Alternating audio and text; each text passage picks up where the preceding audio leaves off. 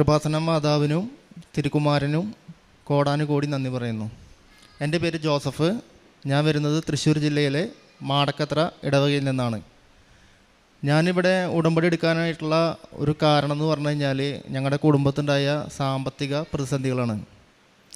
അപ്പോൾ ആദ്യമായിട്ട് ഞാൻ നിയോഗത്തിൽ വെച്ചിട്ടുണ്ടായിരുന്നത് ഒന്ന് എൻ്റെ ജോലിയിൽ എനിക്ക് പ്രൊമോഷൻ കിട്ടാൻ വേണ്ടിയിട്ടാണ്, കൂടിയ സാലറിയോട് കൂടി പ്രൊമോഷൻ കിട്ടാൻ വേണ്ടിയിട്ട്. ഇപ്പോൾ ഞാൻ 18 വർഷമായി ഞാൻ ജോലി ചെയ്യുന്നു.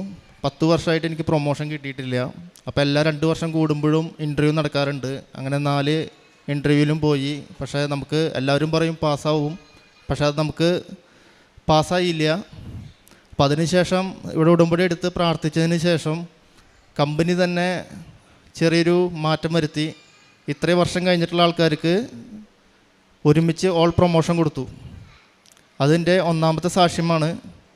മാതാവിനോട് ഞാൻ നന്ദി പറയുന്നു. രണ്ടാമത്തെന്ന് പറഞ്ഞു കഴിഞ്ഞാൽ എൻ്റെ വീടിൻ്റെ ലോണിൻ്റെ ബാധ്യതയായിരുന്നു. 15 ലക്ഷം ഞങ്ങൾ ലോൺ എടുത്തിട്ടുണ്ടായിരുന്നു 2016 കാലഘട്ടത്തിൽ. ആ സമയത്ത് കൊറോണ വന്നു. പിന്നെ ലോൺ അങ്ങനെ കണ്ടിന്യൂസ് ആയിട്ട് അടയ്ക്കാനായിട്ട് പറ്റിയില്ല. അപ്പോൾ 15 ലക്ഷം ലോൺ എടുത്തിട്ടുണ്ടായിരുന്നത് ടോട്ടൽ 24 ലക്ഷം രൂപയായി. അപ്പോൾ ഞാൻ എങ്ങനെ അടച്ചാലും എനിക്ക് ആ 24 ലക്ഷം തീർക്കാൻ പറ്റില്ല. അങ്ങനെ ഇരിക്കുമ്പോഴാണ് നമ്മൾ രണ്ടാമത്തെ പ്രാവശ്യം ഇവിടെ ഉടമ്പടി പുതുക്കാനായിട്ട് വന്നു. പുതുക്കി കഴിഞ്ഞു. ഞങ്ങൾ ബാങ്കിൽ പോയി സംസാരിച്ചു. അപ്പോൾ ബാങ്കിൽ മാനേജർ എന്താ പറഞ്ഞതെന്ന് വെച്ച് കഴിഞ്ഞാൽ, നിങ്ങളുടെ വീടിൻ്റെ ജപ്തി നടപടികൾ മാത്രമാണ് പെൻഡിങ് ഉള്ളത്, നിങ്ങളുടെ കൂടെയുള്ള എല്ലാവരുടെയും ജപ്തി നടപടികൾ നടന്നു. അപ്പോൾ ഞങ്ങൾ ഭയങ്കര അതിശയായി. എന്താണെന്ന് വെച്ച് കഴിഞ്ഞാൽ ലോൺ അടയ്ക്കാൻ ഞങ്ങളുടെ കയ്യിൽ പൈസ ഇല്ല. പിന്നെ അതുപോലെ തന്നെ മാതാവിൻ്റെ ഒരു അനുഗ്രഹം കൊണ്ടാണ് അത് നീട്ടി കിട്ടിയത്. അപ്പോൾ ഞാനിവിടെ വന്ന അച്ഛനടുത്ത് ഞാൻ പറഞ്ഞു, അച്ഛൻ എനിക്കിങ്ങനെ സാക്ഷ്യം പറയണം, അതായത് ലോണ് ജപ്തി നടപടിയിൽ നീട്ടി കിട്ടിയെന്ന് പറഞ്ഞ് സാക്ഷ്യം പറയണം എന്ന് പറഞ്ഞപ്പോൾ അച്ഛൻ പറഞ്ഞു, അതിപ്പോൾ പറയണ്ട, നിങ്ങളുടെ ലോണെല്ലാം അടച്ച് വീട്ടി കഴിഞ്ഞിട്ട് നിങ്ങൾക്ക് നിങ്ങളുടെ ആധാരം കയ്യിൽ കിട്ടുമ്പോൾ മാത്രം നിങ്ങൾ പറഞ്ഞാൽ മതി എന്ന് പറഞ്ഞു. അപ്പോൾ അതെനിക്ക് വിശ്വസിക്കാൻ പറ്റില്ല. എന്നുവെച്ചാൽ 24 ലക്ഷം രൂപ അടച്ചാൽ മാത്രമാണ് ആധാരം കയ്യിൽ കിട്ടുള്ളൂ. അതിപ്പോൾ ഞാൻ എത്ര വർഷം വർക്ക് ചെയ്താലും ഈ 24 ലക്ഷം രൂപ അടയ്ക്കാൻ സാധിക്കില്ല. എന്താ കാരണം എന്ന് വെച്ച് കഴിഞ്ഞാൽ പലിശയും കൂടി കൂട്ടുപലിശയായിട്ട് നല്ലൊരു എമൗണ്ട് വന്നിട്ടുണ്ട്. അപ്പോൾ ഞാൻ എത്ര അടച്ചാലും അതിൽ പലിശയ്ക്കേ പോവുള്ളൂ. അങ്ങനെ ഇരിക്കെ ഞാൻ മൂന്നാമത്തെ ഉടമ്പടി പുതുക്കാനായിട്ട് ഞാൻ വന്നു. ലാസ്റ്റ് മന്ത് വന്നപ്പോൾ എനിക്ക് ജോസഫച്ചനെ കാണാനായിട്ട് പറ്റി. അപ്പോൾ ജോസഫച്ചൻ തലയിൽ കൈവച്ച് പ്രാർത്ഥിച്ചു. എനിക്ക് വെഞ്ചരിച്ച കാശ് രൂപം തന്ന് അച്ഛൻ്റെ അടുത്ത് പറഞ്ഞു, ഇത് വീടിൻ്റെ അവിടെ കുഴിച്ചിടുക, എന്നിട്ട് ഉപ്പ് വിതറി വിശ്വാസ പ്രമാണം ചെല്ലുക. വേറെ ഒന്നും പറഞ്ഞില്ല. അപ്പോൾ ബാക്കിയുള്ളവരോടൊക്കെ എന്തൊക്കെയോ പറയുന്നുണ്ട്, അവർക്കൊരു അടയാളങ്ങൾ കൊടുക്കുന്നുണ്ട്. എൻ്റെ അടുത്തൊന്നും പറഞ്ഞില്ല, ഇത് മാത്രമേ പറഞ്ഞുള്ളൂ. അങ്ങനെ ഞാൻ വീട്ടിൽ പോയി, ഞാൻ അമ്മയും കൂടിയിട്ട് ഇത് ചെയ്തു. അവിടെ നിന്ന് 2 ദിവസം കഴിഞ്ഞപ്പോൾ എനിക്കൊരു വ്യക്തി സാമ്പത്തികമായി സഹായിക്കാമെന്ന് പറഞ്ഞു. അപ്പോൾ അവർ പറഞ്ഞു എൻ്റെ അടുത്ത് ബാങ്കിൽ പോയി സെറ്റിൽമെൻറ്റ് സംസാരിക്കാൻ പറഞ്ഞു. അപ്പോൾ 24 ലക്ഷം കൊടുത്ത് ബാങ്കുകാർ എനിക്കത് 20,89,000 രൂപ, അതായത് റൗണ്ട് ഓഫ് ചെയ്യുകയാണെങ്കിൽ 21 ലക്ഷം രൂപ പേയ്മെൻറ്റ് അടച്ചു കഴിഞ്ഞാൽ നിങ്ങളുടെ പ്രശ്നങ്ങൾ തീരും, ആധാരം കയ്യിൽ കിട്ടുമെന്ന് പറഞ്ഞു. അങ്ങനെ ഞാനും എൻ്റെ അമ്മയും അപ്പനും കൂടി ബാങ്കിൽ പോയി. അപ്പോൾ ബാങ്കിൽ പോകുന്ന സമയത്ത് അമ്മയുടെ ബാഗിൽ വിശുദ്ധ തൈലവും അതുപോലെ തന്നെ ഉപ്പുണ്ട്. അപ്പോൾ ബാങ്ക് മാനേജറുടെ ടേബിളിൻ്റെ അവിടെ അമ്മ ഉപ്പിട്ട് പ്രാർത്ഥിച്ചു, മാക്സിമം ഞങ്ങൾക്ക് ഡിസ്കൗണ്ട് കിട്ടാനായിട്ട്. അങ്ങനെ ഞങ്ങൾക്ക് മാക്സിമം ഡിസ്കൗണ്ട് കഴിച്ച് 20,89,000 രൂപ സെറ്റിലായി. ഈ പറഞ്ഞ വ്യക്തിയോട് ഞാൻ പോയി പറഞ്ഞു, ഇങ്ങനെ 21 ലക്ഷം. 1 മണിക്കൂർ എൻ്റെ കഥകളെല്ലാം കേട്ടു. അപ്പോൾ എനിക്ക് ബാങ്കിൽ മാത്രം ഇത്ര എമൗണ്ട് ഉണ്ട്, ഇത് കൂടാണ്ട് എനിക്ക് 10-15 ലക്ഷം രൂപ വേറെ എനിക്ക് ബാധ്യതയുണ്ട്. അപ്പോൾ ഈ വ്യക്തിൻ്റെ അടുത്ത് പറഞ്ഞു, ജോസഫിൻ്റെ 21 ലക്ഷം രൂപ ഞങ്ങൾ സെറ്റിൽമെൻറ്റ് ചെയ്യാം. പിന്നെ അതേമാതിരി എനിക്ക് കുറച്ച് കുറികളുണ്ട്, വിളിക്കാത്ത കുറികളുണ്ട്. അപ്പോൾ ആ കുറികളെല്ലാം വിളിച്ചിട്ട് ഈ ആധാരം അവിടെ വെച്ചിട്ട് നിൻ്റെ ബാധ്യത എല്ലാം തീർക്കുക, നീ സമാധാനമായിട്ട് ഇരിക്കുക, നന്നായിട്ട് വർക്ക് ചെയ്യുക എന്ന് പറഞ്ഞു. എനിക്കിത് ഒരിക്കലും വിശ്വസിക്കാൻ പറ്റിയില്ല. ഉടനെ തന്നെ ഞാൻ അമ്മച്ചോട് അപ്പനോടും വിളിച്ച് പറഞ്ഞു, ഇങ്ങനൊരു സംഭവം ഉണ്ടായിട്ട് ഭയങ്കര ഒരു അത്ഭുതം നടന്നിട്ടുണ്ടെന്ന് പറഞ്ഞു. അപ്പം ഞാൻ ഓൾറെഡി പണ്ട് അച്ഛൻ പറഞ്ഞ കാര്യം എനിക്ക് ഓർമ്മ വന്നു. അച്ഛൻ പറഞ്ഞിട്ടുണ്ടായിരുന്നു, ജോസഫ് നിൻ്റെ ആധാരം നീ എടുത്തിട്ട് ഇവിടെ വന്ന് സാക്ഷ്യം പറയണമെന്ന്. അതെനിക്ക് ഒരിക്കലും വിശ്വസിക്കാൻ പറ്റിയില്ല. രണ്ടാമത്തെ ഉടമ്പടി പുതുക്കി മൂന്നാമതാകുമ്പോഴേക്കും 3 മാസത്തിനുള്ളിൽ, കഴിഞ്ഞ വർഷം മാർച്ച് 25-ാം തീയതി 2024 ഉടമ്പടി എടുത്ത വ്യക്തിയാണ് ഞാൻ. കറക്റ്റ് ഇന്നേക്ക് 1 വർഷം 22-ാം തീയതി മാർച്ചിൽ ഞാനിപ്പോൾ ഇവിടെ വന്നിട്ട് എൻ്റെ 2 കാര്യങ്ങൾ നടന്നു. അമ്മ മാതാവിന് ഞാൻ നന്ദി പറയുന്നു. നമ്മൾ വീട്ടിൽ അച്ഛൻ പറഞ്ഞ പ്രകാരം നമ്മൾ അത് കുഴിച്ചിട്ടിട്ടാണ് ഉപ്പ് വിതറി നമ്മൾ വിശ്വാസ പ്രമാണം ചെല്ലിയതിന് ശേഷമാണ് നമ്മൾ ഈ വ്യക്തിനെ കാണാനായിട്ട് പോയത്.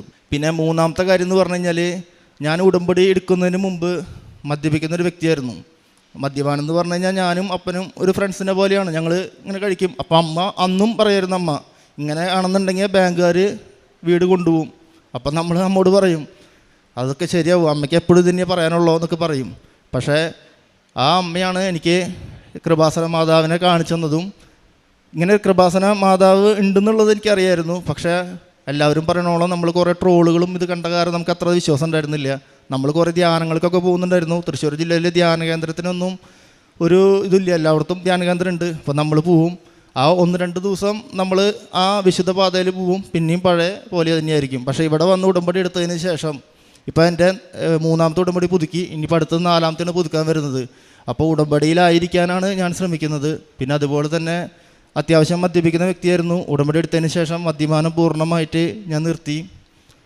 പിന്നെ അതുപോലെ തന്നെ പ്രേക്ഷിത പ്രവർത്തനങ്ങളെന്ന് പറഞ്ഞു കഴിഞ്ഞാൽ, അതായത് ചൊവ്വാഴ്ച ദിവസത്തെ ധ്യാനങ്ങൾ അതെല്ലാം ഷെയർ ചെയ്യും. പിന്നെ അനുദിന അനുഗ്രഹ പ്രാർത്ഥനകൾ ഷെയർ ചെയ്യും. പിന്നെ അതുപോലെ തന്നെ ഇവിടുന്ന് കൊണ്ടുവരുന്ന പത്രങ്ങളെല്ലാം എൻ്റെ ഫ്രണ്ട്സിനെല്ലാം ഞാൻ കൊടുക്കും. അപ്പോൾ അതിലിപ്പോൾ 2 പേര് ഇവിടെ ഫാമിലിയോട് കൂടി വന്നിട്ട് ഉടമ്പടി എടുത്തിട്ടുണ്ട്. പിന്നെ അതുപോലെ തന്നെ കാരുണ്യ പ്രവർത്തനം എന്ന് പറഞ്ഞു കഴിഞ്ഞാൽ, ഈ രോഗികളായിട്ട് അപകടമൊക്കെ നടന്ന് ബെഡ് റെസ്റ്റൊക്കെ ചെയ്യുന്ന ആൾക്കാർ, ഒന്നും ചെയ്യാൻ പറ്റാണ്ട് ജീവിതം മുന്നോട്ട് പോകാൻ പറ്റാതിരിക്കുന്ന ആൾക്കാർ, അപ്പോൾ അവരെയൊക്കെ സഹായിക്കും. എന്നെ കൊണ്ട് പറ്റുന്ന രീതിയിൽ ഞാൻ സഹായിക്കും. പിന്നെ അമ്മ പേപ്പർ കട്ടിങ് ഒക്കെ ഇട്ടിട്ട് അതിലൊക്കെ ജെന്യൂനായിരിക്കും വാർത്തകളെല്ലാം. അപ്പോൾ അതുപ്രകാരം എന്നോട് പൈസ അയച്ചു കൊടുക്കാൻ പറയും. ആ പൈസയൊക്കെ ഞാൻ അയച്ചു കൊടുക്കും. അങ്ങനെ കാരുണ്യ പ്രവർത്തികൾ ചെയ്യുന്നത്. പിന്നെ നേർച്ച വസ്തുക്കളായിട്ടുള്ള തൈലം, അതുപോലെ തന്നെ തേന്, ഉപ്പ്, അത് നിരന്തരം എൻ്റെ കയ്യിലുണ്ടായിരിക്കും, എൻ്റെ ബാഗിലുണ്ടായിരിക്കും. പിന്നെ അതുപോലെ തന്നെ എൻ്റെ മക്കൾക്ക് എന്തെങ്കിലും സംഭവിച്ചാൽ തന്നെ അത് പറ്റി കൊടുക്കുന്നത്. ഇതെൻ്റെ മൂത്ത മകളാണ്. പിന്നെ 2 കുട്ടികൾ വേറെ ഉണ്ട്. 8 വർഷത്തിന് ശേഷമാണ് എനിക്ക് 2 ആൺകുട്ടികൾ ഉണ്ടായിട്ടുള്ളത്. അപ്പോൾ അവരിപ്പോൾ വീട്ടിലാണ്. ഇതാണ് എനിക്ക് ഉടമ്പടി എടുത്തതിന് ശേഷം എനിക്ക് എൻ്റെ കുടുംബത്തിന് ലഭിച്ചിട്ടുള്ള അനുഗ്രഹങ്ങളും നന്മകളും. ആത്മീയമായിട്ട് സാധാരണ എല്ലാവരെ പോലെ തന്നെ ഞായറാഴ്ചകളിലൊന്നും തീരെ പോകാറില്ല, പള്ളികളിലൊന്നും. പിന്നെ കുമ്പസാരിക്കുക എന്ന് പറഞ്ഞു കഴിഞ്ഞാൽ വർഷത്തിൽ എപ്പോഴെങ്കിലും കുമ്പസാരിച്ചാലായി, അങ്ങനെയായിരുന്നു. പിന്നെ ഉടമ്പടി എടുത്തതിന് ശേഷം, ഉടമ്പടി എടുക്കുമ്പോൾ എൻ്റെ അമ്മ പറഞ്ഞിട്ടുണ്ടായിരുന്നു, മോനെ നിനക്ക് ഇത് കൊണ്ട് നടക്കാൻ പറ്റുമോ എന്നുള്ളത്. അപ്പോൾ അന്നൊരു ചലഞ്ച് പോലെയായിരുന്നു. ഫസ്റ്റ് ഞങ്ങൾ ഫെബ്രുവരി വന്ന സമയത്ത് ഞങ്ങൾക്ക് ഉടമ്പടി എടുക്കാൻ പറ്റിയില്ല. പിന്നെയാണ് മാർച്ചിൽ വന്നിട്ട് എടുത്തത്. അപ്പോൾ ഫെബ്രുവരിയിൽ വന്നപ്പോൾ തന്നെ പ്രാർത്ഥന ബുക്കും കാര്യങ്ങളൊക്കെ നോക്കി അത് സ്റ്റാർട്ട് ചെയ്തു. അപ്പോൾ നമ്മളെല്ലാ ഞായറാഴ്ചകളും മുടങ്ങാണ്ട് കുർബാനയ്ക്ക് പോകാനായിട്ട് ശ്രമിക്കുന്നുണ്ട്.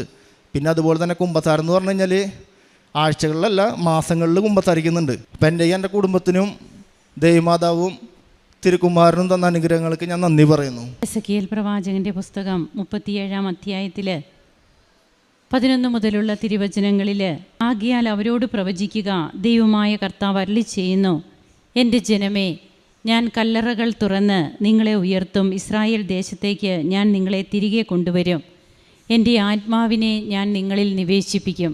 തനിക്കും തൻ്റെ കുടുംബത്തിനും ദൈവം ചൊരിഞ്ഞ കൃപകൾ അത് തങ്ങൾക്ക് എത്രമാത്രം ദൈവസ്നേഹത്തെ തങ്ങളുടെ ജീവിതത്തിൽ പ്രതിഫലിപ്പിക്കുന്നതാണ്. ദൈവം മാത്രം ഇടപെട്ട കാര്യങ്ങളായിട്ടാണ് ഇവിടെ ഈ കുടുംബം ഇന്ന് വന്ന് സാക്ഷ്യം പറയുന്നത്.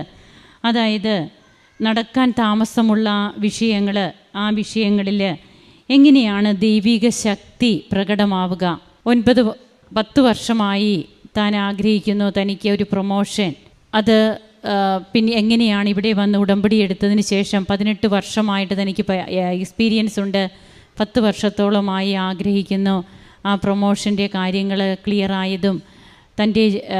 തങ്ങളുടെ ആധാരം 9 വർഷത്തോളമായി വീടിൻ്റെ ആധാരം ബാങ്കിൽ എത്രമാത്രമായിരുന്നു പൈസ, പലിശയൊക്കെ കൂടിയിട്ട് 15 ലക്ഷം എടുത്തത് പിന്നീട് എത്രയായി ഉയർന്നു എന്നും. എന്നാൽ അതിന് മറ്റ് യാതൊരുവിധ ഫോം വഴികളും തൻ്റെ പക്കലില്ല. എങ്ങനെ ഈ ജപ്തി നടപടികളിൽ നിന്ന് ഒഴിവായി എന്നുള്ളത് മാത്രമേ ഉള്ളൂ. അതായത് ഉടമ്പടി എടുത്ത് അതിന് ശേഷം ജപ്തി നടപടികൾ നീട്ടിക്കൊണ്ടുപോകുന്നു. എന്നാൽ ആധാരം സ്വന്തമാക്കുവാനായിട്ടുള്ള വഴികൾ തൻ്റെ മുമ്പിലില്ല. എത്ര ലക്ഷമാണ് വേണ്ടതെന്നൊക്കെ ഇവിടെ പറയുന്നുണ്ട്. പിന്നീട് മറ്റൊരു വ്യക്തി ഇടപെട്ട് അത് ബഹുമാനപ്പെട്ട VP ജോസഫ് അച്ഛനെ വന്ന് കണ്ട് അച്ഛൻ പ്രാർത്ഥിച്ച് പറഞ്ഞു വിടുന്നു. വെഞ്ചരിച്ച കാശ് രൂപമൊക്കെ ആ സ്ഥലത്തിട്ട് തങ്ങളുടെ ഭവനത്തിലിട്ട് പ്രാർത്ഥിക്കുകയും അതിനുശേഷം പിന്നീട് എത്ര പെട്ടെന്നാണ് ആ കാര്യങ്ങൾക്കൊക്കെ തീരുമാനമായത്. അതുപോലെ തൻ്റെ മദ്യപാനം വർഷങ്ങളായിട്ടുള്ളത്. നാമമാത്ര ക്രിസ്ത്യാനികൾ ആയിരുന്ന താൻ ഇന്ന് എങ്ങനെയാണ് ധ്യാന സെൻറ്ററുകൾ വഴിയൊക്കെ താൻ പോകുമായിരുന്നു, തങ്ങൾ കുടുംബമായിട്ടും പോകുമായിരുന്നു. അതിനൊന്നും ഒരു കുറവും വന്നിട്ടില്ല. എന്നാൽ വ്യക്തി ജീവിതത്തിലെ വിശുദ്ധീകരണമോ അല്ലെങ്കിൽ സ്ഥായിയായ ഒരു ജീവിത മാറ്റമോ ഒന്നും തനിക്ക് വന്നിരുന്നില്ല. ഉടമ്പടിയിലൂടെ കിട്ടിയ പുതിയ ഉണർവ്, അതുകൊണ്ട് തന്നെയാണ് എസ്കേൽ പ്രവാചകൻ്റെ പുസ്തകത്തിൽ നാം വായിച്ചു കേൾക്കുന്നത്, ആകയാൽ അവരോട് പ്രവചിക്കുക, ദൈവമായ കർത്താവ് അരുളി ചെയ്യുന്നു, എൻ്റെ ജനമേ, ഞാൻ കല്ലറകൾ തുറന്ന് നിങ്ങളെ ഉയർത്തും, ഇസ്രായേൽ ദേശത്തേക്ക് ഞാൻ നിങ്ങളെ തിരികെ കൊണ്ടുവരും.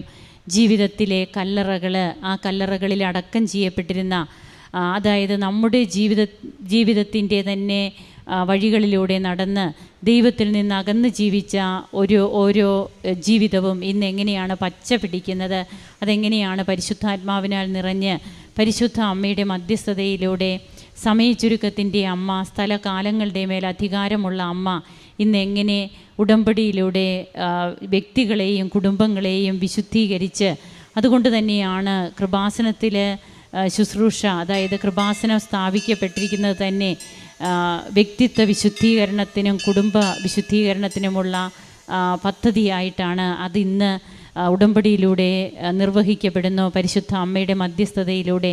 അങ്ങനെ അമ്മ തങ്ങൾക്കും തനിക്കും തൻ്റെ കുടുംബത്തിനും നൽകിയ കൃപകൾക്ക് ഈ മക്കൾ നന്ദി പറയുമ്പോൾ നമുക്കും ദൈവത്തെ മഹത്വപ്പെടുത്താൻ കരങ്ങളടിച്ച് ഈശോയ്ക്കും അമ്മയ്ക്കും നന്ദി പറയാം. അത്യപൂർവ ദൈവാനുഭവങ്ങൾ ഇനി നിങ്ങൾക്കും സ്വന്തം. ഈ യൂട്യൂബ് ചാനൽ ഇതുവരെ സബ്സ്ക്രൈബ് ചെയ്തിട്ടില്ലെങ്കിൽ ഇപ്പോൾ തന്നെ സബ്സ്ക്രൈബ് ചെയ്യുക. ഈ